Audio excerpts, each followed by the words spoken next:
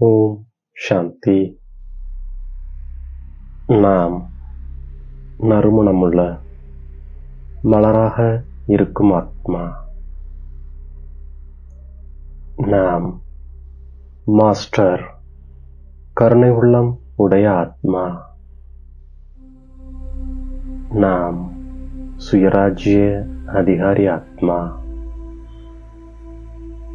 துக்கத்தை நீக்கக்கூடிய தந்தை நம்மை சுகதாமத்திற்கு அழைத்துச் செல்ல வந்திருக்கின்றார் என்ற மகிழ்ச்சி நமக்கு இருக்கின்றது. நாம் சொர்க்கத்தின் அழகிய தேவதைகளாக ஆகப் போகின்றோம். நாம் கூடுமானவரை தந்தையின் நினைவில் இருக்கின்றோம். மாயையின் புயல்களுக்கு நாம் பயப்படாமல் இருக்கின்றோம். எவ்வளவு இனிமையான தந்தை! ஆகவே நமக்கு இதயத்தில் குஷி இருக்கின்றது. தந்தை நம்மை அரைக்கல்பம் சுகதாமத்திற்கு அழைத்துச் செல்பவராவார். துக்கத்தை அளிப்பவராவார். அவர் ஆசிரியராகவும் இருக்கின்றார். நமக்கு முழு சிருஷ்டி சக்கரத்தின் ரகசியத்தை புரிய வைக்கின்றார். அனைத்து ஆத்மாக்களையும் கூட அழைத்து செல்வார். மீதி இன்னும் சில நாட்களே உள்ளன.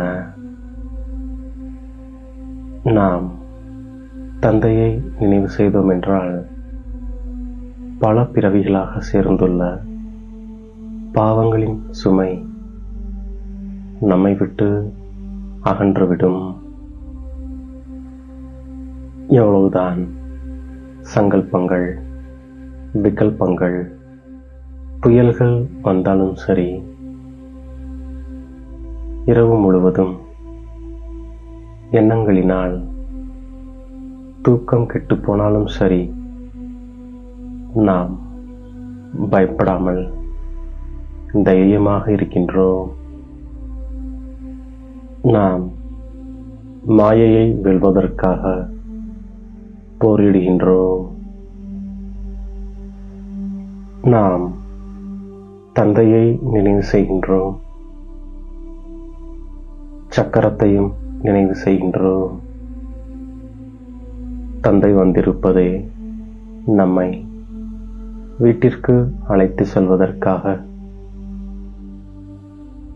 நாம் எந்த அளவிற்கு தந்தையை நினைவு செய்கின்றோமோ அந்த அளவு நாம் தூய்மையாக ஆகின்றோம். தூய்மையாகிக் கொண்டே சென்றோமெனில் பிறகு தண்டனை பெறமாட்டோம்.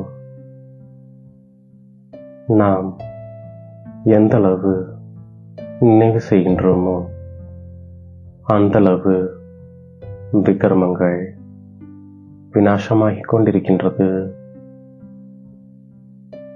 இப்பொழுது தந்தை நமக்கு துக்கதாமம், சுகதாமத்தை நினைவூட்டுகின்றார். தந்தைக்கு எந்த ஒரு விஷயத்தின் கவலையும் இருப்பதில்லை. இது சைத்தன்ய மலர்களின் தோட்டமாகும். தந்தை சொர்க்கத்தின் ஆஸ்தி அளிக்கிறார் என்பதை நாம் புரிந்திருக்கின்றோம். தந்தையை நினைவு செய்து கொண்டே இருந்தோம் என்றால் பாவங்கள் நீங்கிவிடுகின்றது. இது எல்லையில்லாத நாடகம். மிகவும் மெதுவாக நடந்து கொண்டிருக்கின்றது. ஆத்மா தேய்வதோ வளர்வதோ கிடையாது. ஆத்மா அழியாததாகும்.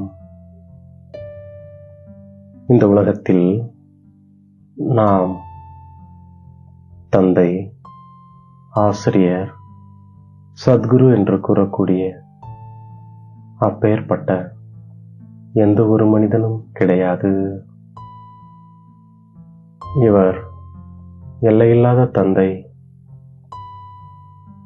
நாம் அனைவரும் சீதைகளாக இருக்கின்றோம்.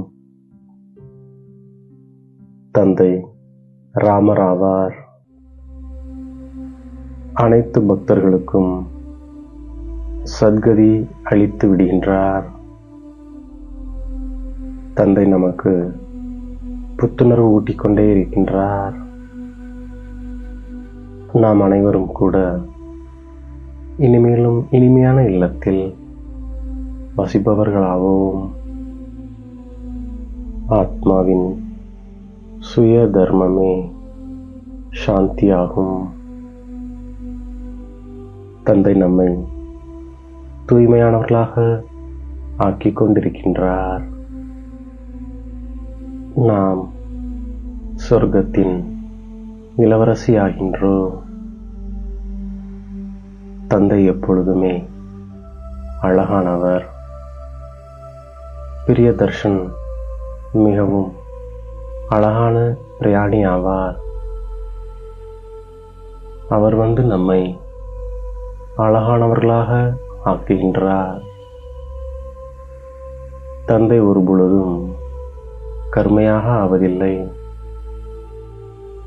நாம் கருமையிலிருந்து அழகாக ஆகின்றோம். எப்பொழுதுமே அழகானவர் ஒரே ஒரு பிரயாணி மட்டுமே ஆவார். சிவத்தந்தை நம் அனைவரையும் அழகாக ஆக்கி கூட அழைத்து செல்கின்றார். நாம் அழகாக மாறி மற்ற அனைவரையும் அழகாக ஆக்குகின்றோம். தந்தை அரைக்கல்பத்தின் பிரியதர்ஷன் ஆவார். தில்வாடா கோவில் முழுமையான நம்முடைய நினைவார்த்தமாகும். ஆத்மாக்களாகிய நாம் மகாதானியாகி பரந்த உள்ளத்தோடு குஷியை தானம் செய்கின்றோம். கருணை உள்ளம் என்ற குணத்தை நாம் வெளிப்படுத்துகின்றோம். நம்முடைய ஜட சித்திரம் வரதானம் கொடுத்து கொண்டிருக்கிறது எனில் நாம் சைத்தன்யத்தில் கருணை உள்ளம் உடையவராகி பகிர்ந்து கொண்டே செல்கின்றோம். நமது சுபபாவனை மற்றவர்களுக்கு அவசியம் பலனை கொடுக்கின்றது. இந்த கண்களால் அனைத்தையும் பார்த்தபடியே இவற்றை மறப்பதற்கான பயிற்சியை நாம் செய்கின்றோம். பழைய வீட்டிலிருந்து, உலகத்திலிருந்து நம் மனதை அகற்றிவிடுகின்றோம். நாம் புது வீட்டை நினைவு செய்கின்றோம். ஞானஸ்நானம் செய்து அழகான இளவரசராக ஆகின்றோம். எப்படி தந்தை அழகான வெண்மையான பிரயாணியாக இருக்கின்றாரோ, அதுபோல அவருடைய நினைவின் மூலம் ஆத்மாவை கருமையிலிருந்து வெண்மையாக ஆக்குகின்றோம். மாயையின் யுத்தத்திற்கு பயப்படாமல் வெற்றி அடைபவராக ஆக்கி காண்பிக்கின்றோம். மகாதானியாகி பரந்த உள்ளத்துடன் குஷி என்ற பொக்கிஷத்தை பகிர்ந்து கொடுக்கும் மாஸ்டர் கருணை உள்ளமுடைய ஆத்மா நாம். யோக சக்தியின் மூலம் ஒவ்வொரு கர்மேந்திரியத்தையும் கட்டளைப்படி நடத்தக்கூடிய சுயராஜ்ய அதிகாரி ஆத்மா நாம் நம்மை தேடி கண்டெடுத்த இனிமேலும் இனிமையான தாயும் தந்தையும் ஆகிய பாப் தாதாவிற்கு கோடான கோடி நமஸ்காரங்கள். ஓம் சாந்தி.